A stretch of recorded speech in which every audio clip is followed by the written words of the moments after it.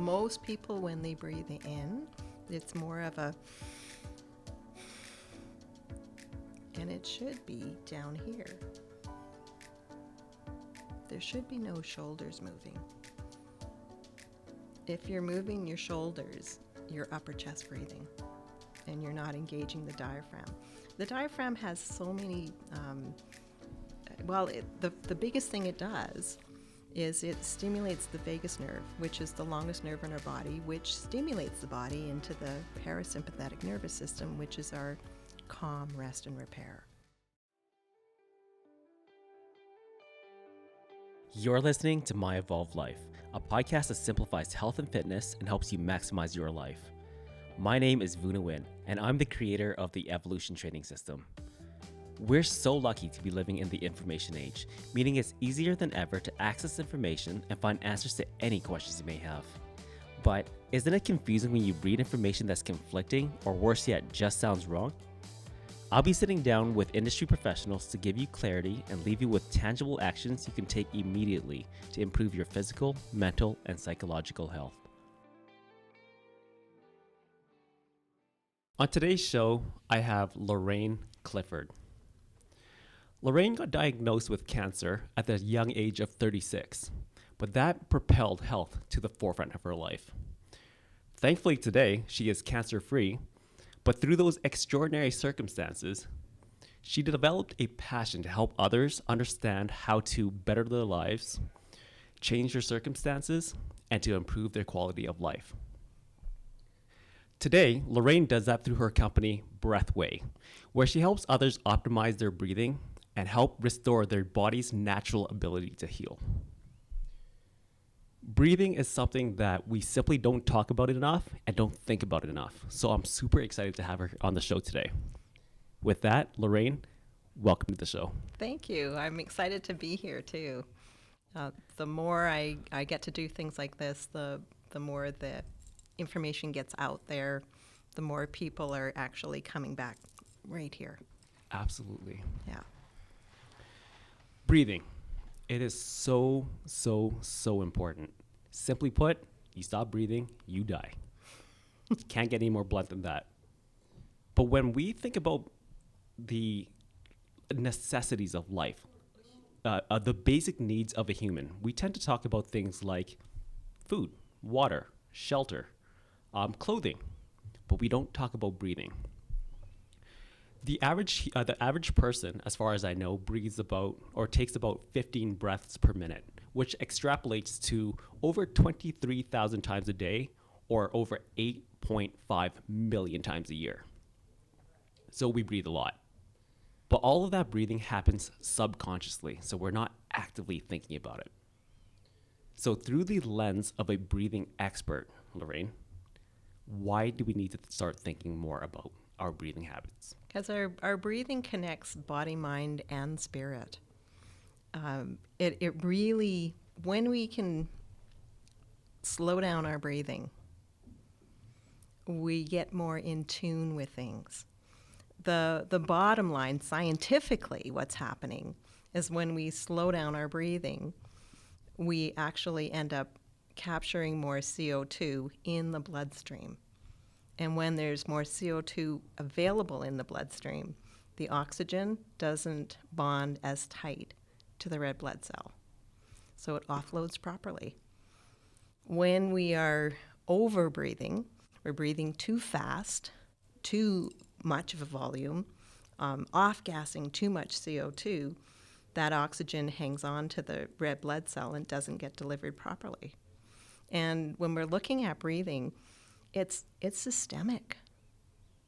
It affects every cell in the body. So we need to bring that attention back. The first thing that changes when we are in stress is our breathing. Right. So when we're in stress, you're suggesting that we're either holding our breath or we're getting into that rapid breathing. Is that correct? Yes. Yeah. Like if I came up behind you and I startled you, what's the first thing you're going to do? I'm going to gasp for air. You're going to take that big breath. Yeah. Everything's going to go tight. Your eyes are going to go wide. And that is perfect if you need to run or fight. But it's not perfect when we're just doing life. We should be more like deer. You know, I'm walking down Fish Creek Park, and I come upon a deer. He looks, his ears go up, and then he says, oh, it's just somebody walking. Back down. Right. But we don't. We get stressed, and we don't come back to our breathing to rectify it. So our body gets a new set point, and we run at that new set point. And then we get stressed again, and we run at that set point. It takes a 30% change in our breathing before we manifest any symptoms. Okay. Our body is really good at keeping us upright and functioning. So when you say symptoms, what kind of symptoms are we looking at when we have poor breathing habits or patterns? It could be high blood pressure. It could be headaches, migraines, anxiety, depression, allergies, asthma, sleeping problems, snoring, sleep apnea. And actually, the Butaco is the method that I teach, and it was developed by a medical doctor. And he linked breathing as the root cause of over 200 different genetically disposed. No. Yeah, it's okay. Like diseases or? Yes. Yeah. 200 different diseases. So when we're not breathing properly, we are more susceptible to whatever we're genetically disposed to. I see. So if we're really going to break it down, I know you kind of talked about this earlier, but if you were to break down the individual breath, let's really get into that detail. What is happening beyond the inhalation and the exhalation? What is happening in here? Most of us, when we're breathing, we're upper chest breathing. Upper chest breathing connects us to our sympathetic nervous system right away. Mm-hmm. Most of us are breathing more through the mouth rather than the nose. Mouth breathing connects us to our sympathetic nervous right away. So we want to, and our sympathetic nervous system, if anybody doesn't know, is your fight or flight. It's a low-grade connection, but it's constant. It's kind of like if I was walking and I got a pebble in my shoe and I decided just to walk with it.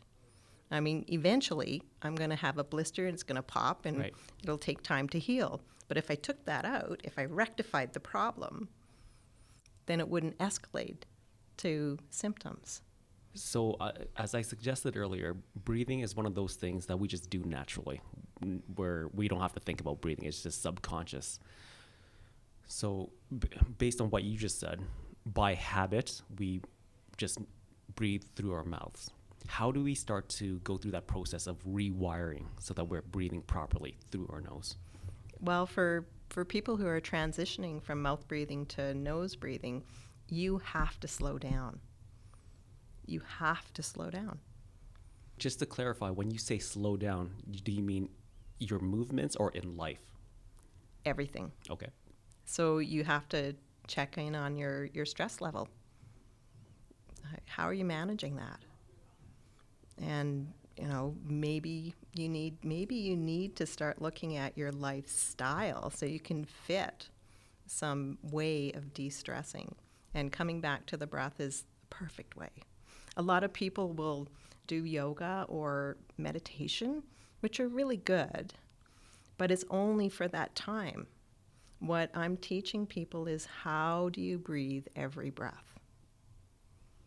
How do you function like that? When you say learn to breathe every breath, what does that look like? What does that mean? What are the techniques associated with that? Using the diaphragm. Most of us aren't belly breathers. Babies are born innate belly breathers, nose breathers, and then something happens. It could be maybe baby was tongue-tied and the tongue's not going up to the roof of the mouth.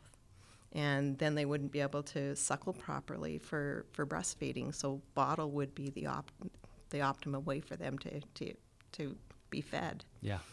I mean, the tongue moves differently for bottle than it does for breast. And then the tongue has this habit of swallowing differently. And when the swallow is different, the growth and development of the facial structure changes Mm. because the tongue's no longer going up to the roof of the mouth like it should. So the face becomes more narrow and the cheeks become more flat and the chin grows more down rather than wide. Really? Mm-hmm. So these patterns they are developed very, very early Yeah, you're before you're born. well, Well, sorry. after you're born. Yeah, Right. But shortly after you're born. your sinuses don't fully develop until about age 4. Okay. So if you're a baby who's having some breathing problems, the sinuses aren't going to develop properly. Let's just elaborate on that. Is there a way to detect that your baby isn't breathing properly? If their mouth is open. There was a book that was published in 1870 by George Catlin called Shut Your Mouth and Save Your Life. Now, he was from the American West. And when he was about 34, he decided he wanted to go and live with the natives because he thought that they were very proud people. They walked tall. And at that time, white people thought that the natives were very sickly because the natives that came into the white settlements, they tended to get sick. But it's because they took on the lifestyle of the white people. Mm. The natives who stayed and did life the way their ancestors did were very healthy people. Matter of fact, the natives used to call white people blackmouth because every time they saw them moving and approaching, their mouth was open. Most of us do a really good job keeping our lips together when we're sitting. Mm-hmm. But when we're moving, that's when you really have to come back to, what am I doing? Right. How am I doing this? Right. When I first learned about this, I was working for a forward-thinking orthodontist. And I remember thinking, and he wanted us to take this Buteyko breathing. And I remember thinking, I'm a nose breather and I know it. And I had a lot of aha moments. You know, when I was bending down even just to pick up a paper, my mouth was open. When I was exercising, for sure my mouth was open. When I was showering, my mouth was open. Putting makeup on, my mouth was open. It was like, this is crazy. My mouth is open way more than what I think it's open. And if we think about the difference between nose breathing and mouth breathing, even if my mouth is open just a little, we actually have nasal dominance all day, all night. So one nostril is always freer than the other. So we're breathing in, a straw and a half, let's say. Okay. I could probably put 6 straws across my mouth open just a little bit. So if I'm sitting there watching TV or driving, Would you say that is a psychological reason that we just tend to gravitate to our mouth? when we don't bring our attention to it, yeah. Let's really talk about that then. How do we start? What are the methods that you would use to start bringing attention to that breathing? Well, first of all, come to the awareness that, you know what, you have some habits of mouth breathing. Yeah. It's kind of like the alcoholic who finally says, yeah, I need help. You're not aware of it until you become aware of it. Yeah. You don't know, right? So really watch yourself. Be a detective. How are you doing your life? How often is that mouth open, really? And you're right. When it comes to breathing, the only times we really, really think about the quality of our breath is exercise. You mentioned that already. Yoga, you mentioned that already. Meditation. But outside of that, we are not very proactively thinking about that. No. So let's talk about exercise and yoga. Why is it so important when we're exerting force or exerting energy that we are even more conscious about breathing? It's because the oxygen needs to be delivered properly, especially then. Because if I'm out doing a marathon and I'm mouth breathing, I mean, I remember watching a documentary and they said you could get a Charlie horse in your leg, or maybe feeling like I'm going to throw up or faint. I mean, those are symptoms of the oxygen not being delivered properly. But we're not aware that that's a symptom telling us something. Right. And when I exercise now, I will slow down if I feel I need to breathe through my mouth. Okay. Because it's an indication that I'm not at that level yet. I do a treadmill workout once a week, and it's with a bunch of ladies that are probably 20 years younger than me. And I'm able to do that nose breathing, but it's because I'm aware of what's happening in my body. They're not. Would you say that it's a pretty correctable flaw? Oh, yeah. Yeah, we all have the ability to do this at any age. Going back to that deep belly breathing, what does or how would you cue somebody through a proper breath? Okay, so most people, when they breathe in, it's more of a, and it should be down here. There should be no shoulders moving. If you're moving your shoulders, you're upper chest breathing, and you're not engaging the diaphragm. The diaphragm has so many, the biggest thing it does is it stimulates the vagus nerve, which is the longest nerve in our body, which stimulates the body into the parasympathetic nervous system, which is our calm, rest, and repair. That's where we should be all day. Unless someone cuts me off on the deer foot, and then I do a little bit like this, and then I come back. Right. You were saying earlier that we find this level, something happens, you get shocked, and you have this new normal, so to speak. Right? And then you get shocked again, and then you have an elevated normal.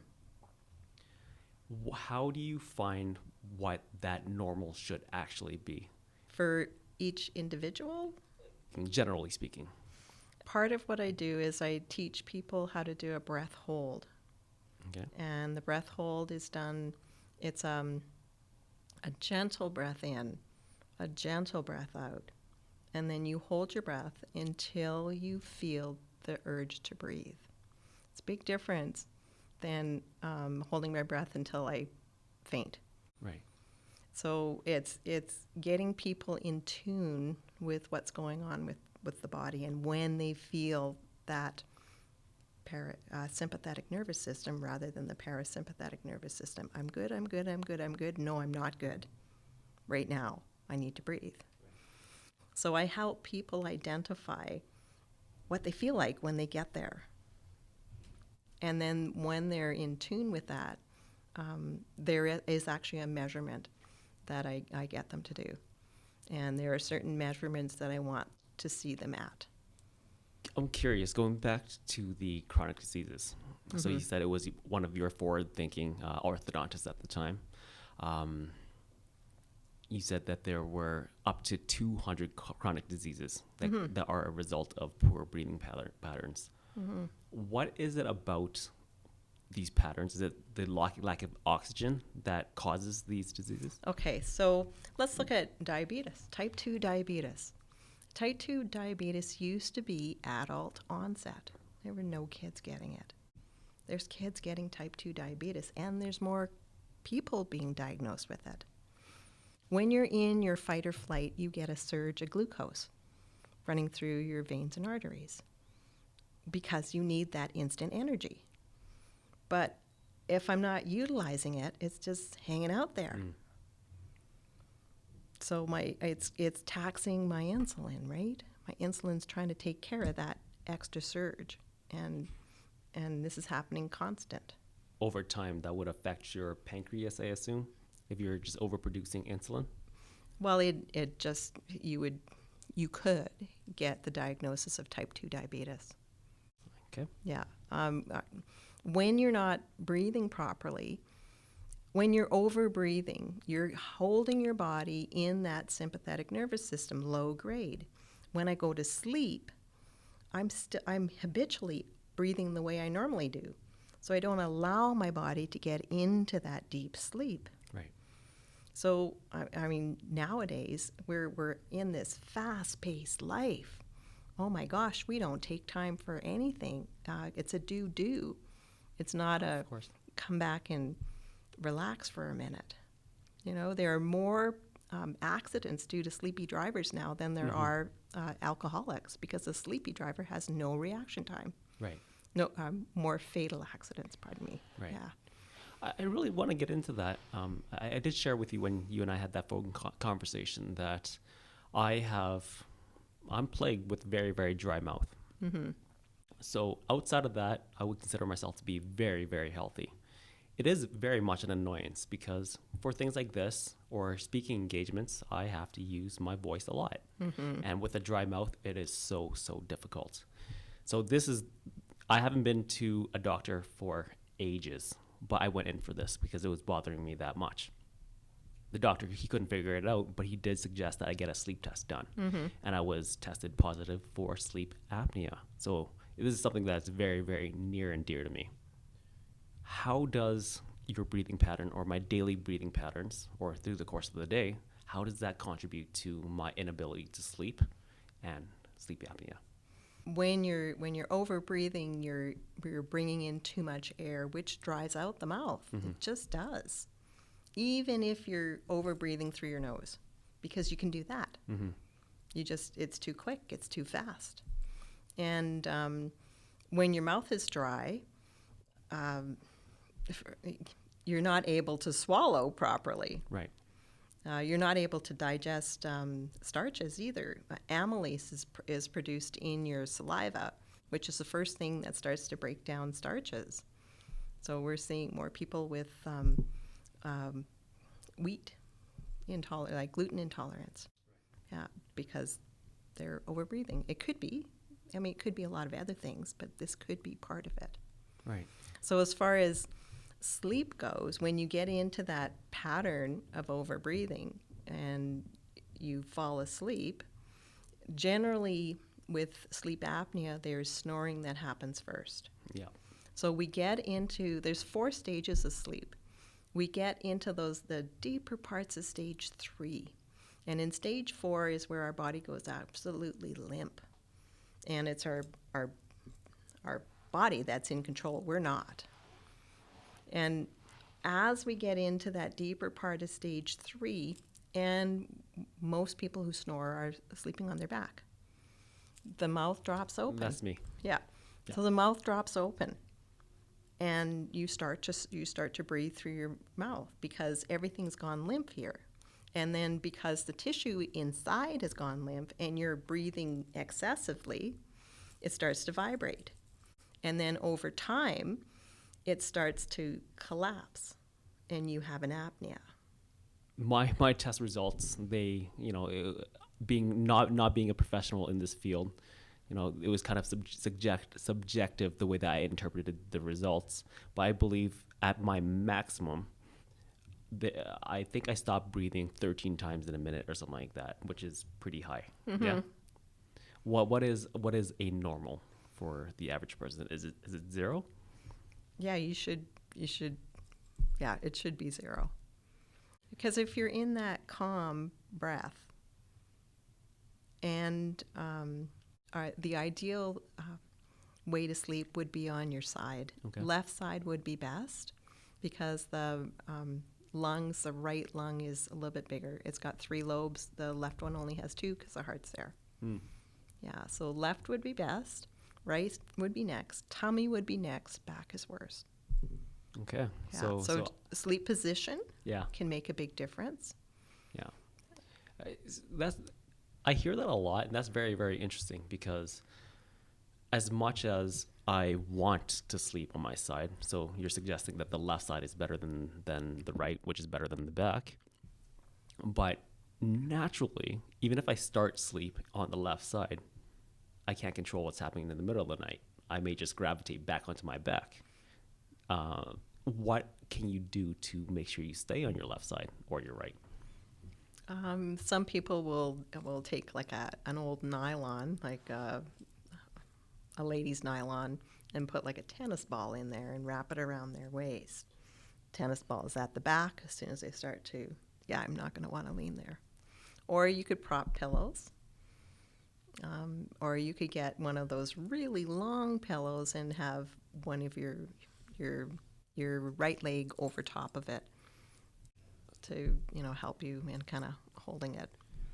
Huh. I may not try the body pillow thing, but that tennis ball, that seems like a pretty simple remedy. You roll over on top, and naturally, you're just going to kick yourself right back onto your left side. Yeah. That's interesting. So for me, for the next question, we've talked about the symptoms of poor breathing. You've also suggested that we can drastically improve our quality of life. Mm-hmm. So for me, for instance, now I'm blessed in the way that I feel like even though I'm not sleeping that well per se, I have a lot of energy. But in theory, if I did sleep well as a result of better breathing habits, I could have even more energy. Mm-hmm. But outside of that, what are the benefits of having proper breathing patterns? You digest things better. When you're breathing properly. I had a lady who was on a CPAP machine for 12 years, and she was working with a friend of mine who's a nutritionist, and they had started some weight loss, but not a whole lot. I think she'd lost about 10 pounds, and they'd been working about 6 months. And she came in to see me because she wanted to get off her CPAP machine, Mm-hmm. and she was willing to do the exercises. And she did amazing, just amazing. So she was able to come off her CPAP machine, and she, in that process, lost 45 pounds.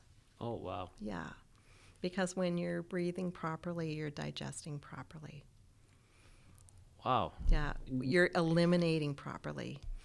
The diaphragm, when it moves, it stimulates all those inner organs and gets them moving. So even though I consider myself to be, not necessarily a professional in all facets of health, but I keep myself fairly educated. So I try to know as much as I can. But even then, I wouldn't have drawn the correlation between breathing and the quality of your body's ability to digest food. So that's fascinating. And it's something that I'm sure the average person would never think about. It's never going to cross their minds. What I do want to go back to, and we, on this show, we do tend to talk about children quite a bit because our habits are formed very, very early. Mm-hmm. So talking about breathing habits, you did mention earlier that poor breathing habits formed when you're a child or a baby could lead to deformations, different physical features. But what else is there? Could it contribute to any early onset diseases or? Well, if you're not breathing well as a child, we talked about the facial. Right. The face isn't going to grow properly, thus the airway is going to be smaller. Mm-hmm. But there is a lot of kids nowadays, there's a lot of kids being diagnosed with ADD and ADHD and being put on a medication. And really, it's a breathing problem that created a sleep problem that creates the symptoms that look like that. And so we really have to address everything when we're looking at, especially your kids. You want to make sure that they're being dealt with as best as you can. Mm-hmm. And you want them to be as healthy as they can.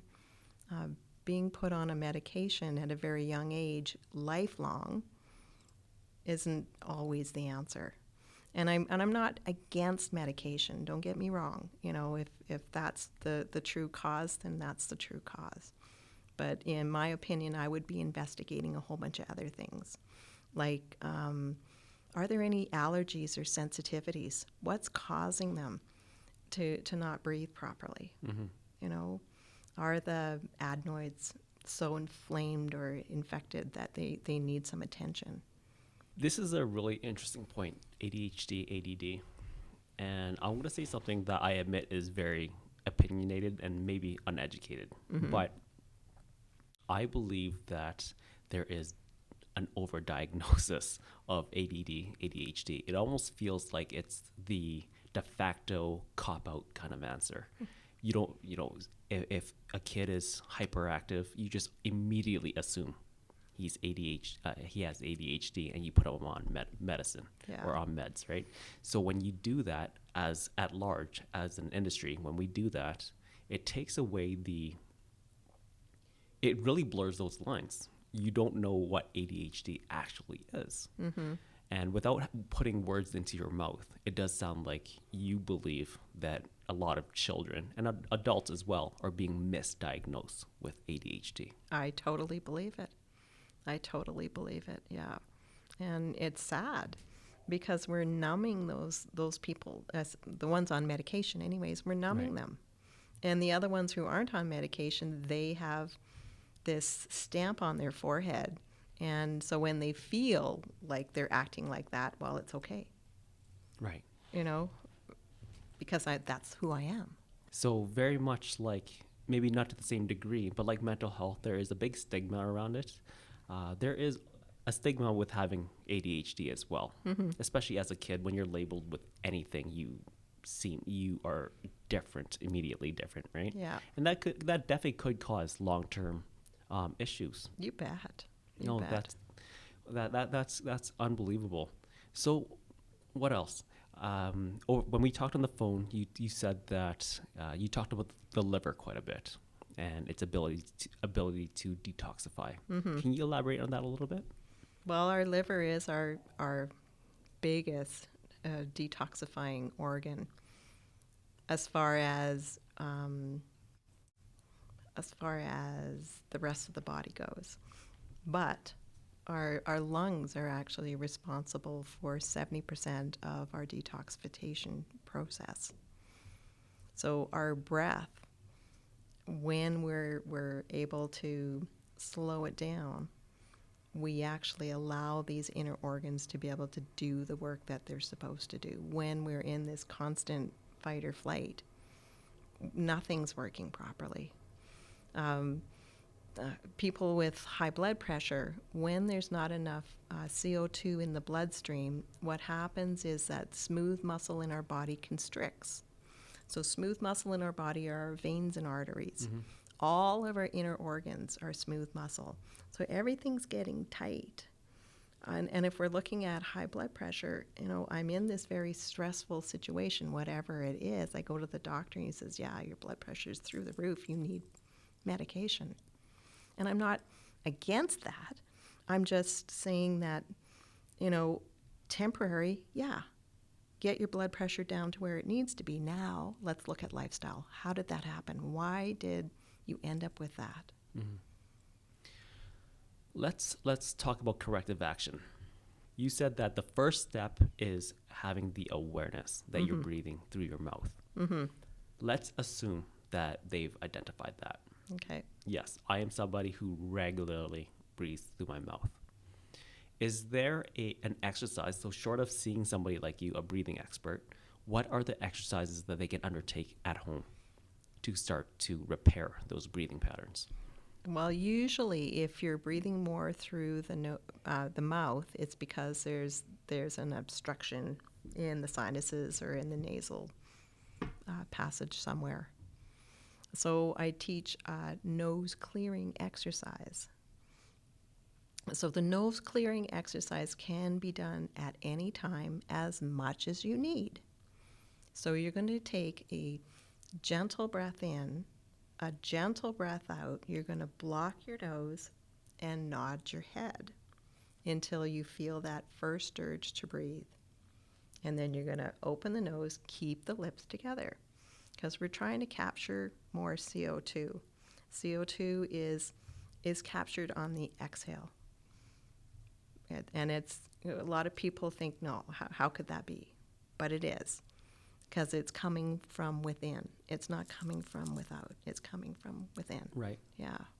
Would that be a pretty comprehensive exercise? You do that 5 to 10 minutes a day, and slowly over time you'll be more aware? Or is there something else? Well, there's lots. Yeah. There's actually a lot of exercises, but I always want people to spend anywhere from 2 to 5 minutes 6 times a day coming back to their breath. Okay. So that could be when I'm driving.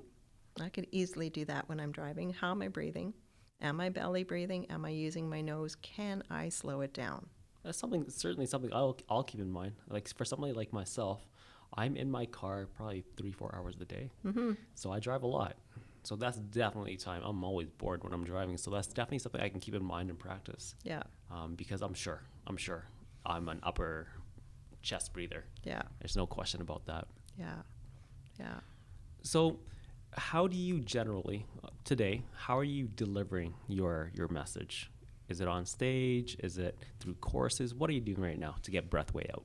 I do things like this. Great. And I'm going to be teaching a class for the Calgary Teachers Convention coming up in February. Cool. Which is pretty cool, yeah. So I get myself in front of people like that and different networking and marketing places. You know, if I have an opportunity to get up and talk, I'm saying, yeah, pick me. Yeah. And as far as teaching goes, when it comes to adults, I teach 5 2-hour classes for them to rectify their breathing. Generally, it's 1 class a week. Wow. It doesn't have to be like that. It could be taught quicker, but I like people to get some benefit and some feeling good that they're doing the exercises that I've asked them to do before I add on. So who would your general demographic be in these classes? I would say most people, like about 30, 35, okay, up to even 80. Yeah. Usually the older people already have these big reasons why they're taking it. Right. Someone like yourself, it's just, it's come to your attention. It hasn't affected your lifestyle. Just yet. Yeah. Right. So I'm sure we're just scratching the surface of breathing and its importance in our lives.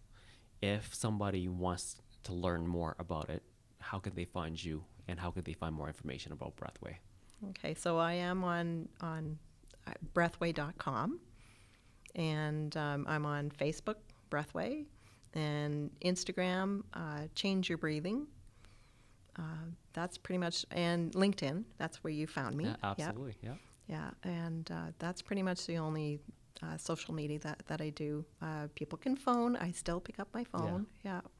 That's quite a few mediums. They'll find you. Yeah, exactly. That's great. So it sounds like you have a pretty big venture. You're educating the public about breathing. If there's anything else on your plate, what would that be? What's next for you? What's next for me? Yeah. Well, right now I'm a sole entrepreneur working all by myself. Okay.